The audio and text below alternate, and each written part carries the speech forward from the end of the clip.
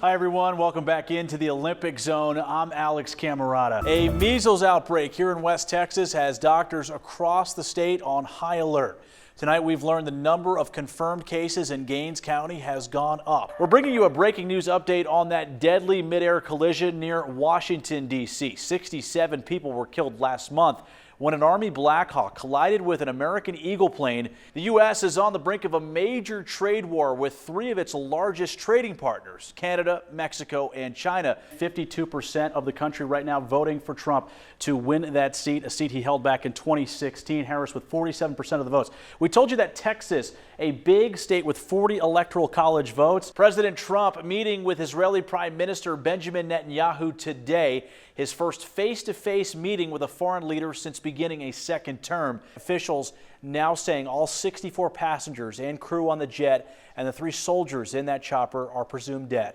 The crash is the deadliest in the U.S. in nearly 24 years. In line with President Trump's plan to crack down on border security, the final troops have arrived in Texas to begin a high-profile deployment aimed at addressing the situation along the southern border. The impact of bird flu continues to drive up the price of eggs. Keenan Willard spoke with some Texas businesses trying to keep their bottom lines from cracking under the pressure.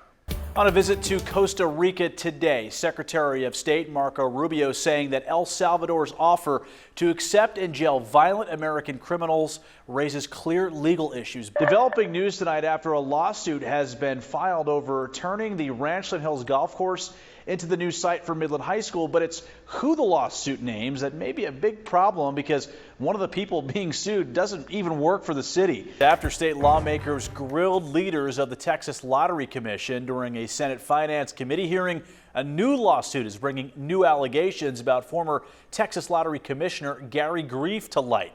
Italian ski resorts are getting ready to co-host the event, marking the return of the games to a traditional European venue for the first time in 2 decades. An East Texas grocery store has a new candidate in the running for Employee of the Month. Meet Old Red. He's a rooster who showed up at a grocery store in Overton. It's a town about 4 hours east of Austin, and turns out Old Red just never left. The countdown to kickoff has started with Super Bowl 59, now just a couple of days away. The Kansas City Chiefs are looking to win their 3rd straight Lombardi Trophy, something that no franchise has ever done.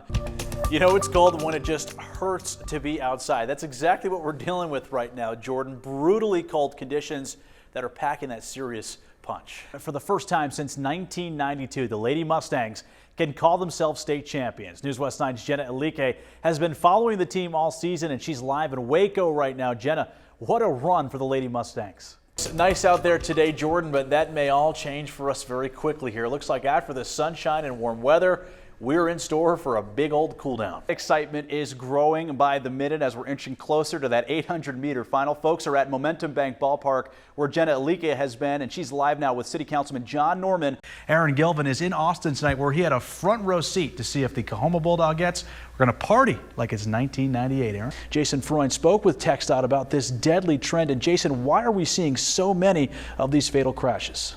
And a little cool down, short-lived. We are right back to what the rest of the state is seeing here soon, right? Triple digits. Yeah, that's right. Just talk about why this event is so special for the community. We know how tight-knit it is here. Yeah, absolutely. Just a little bit about the special aspect behind it. I know we make it look easy, but believe it or not, it's actually pretty hard to put together all of these shows on location outside of this comfy studio. In fact, we'll get the chance to hear from the folks who made a lot of what you see on screen all possible. We are just outside of Fritch, Texas tonight, where, as you can see behind me, the devastation from these Smokehouse Creek wildfires is absolutely awful. We now know tonight it is the largest wildfire in state history. Over 1 million acres burned, just 3% contained, and officials working round the clock to try and stop anything they can. It's home to the spring that gave Big Spring its name, Comanche Trail Park, over 400 acres of land right here in Big Spring, Texas. But what's even more interesting is the history behind the park and how it all got started. In fact, Big Spring wasn't always called Big Spring. The city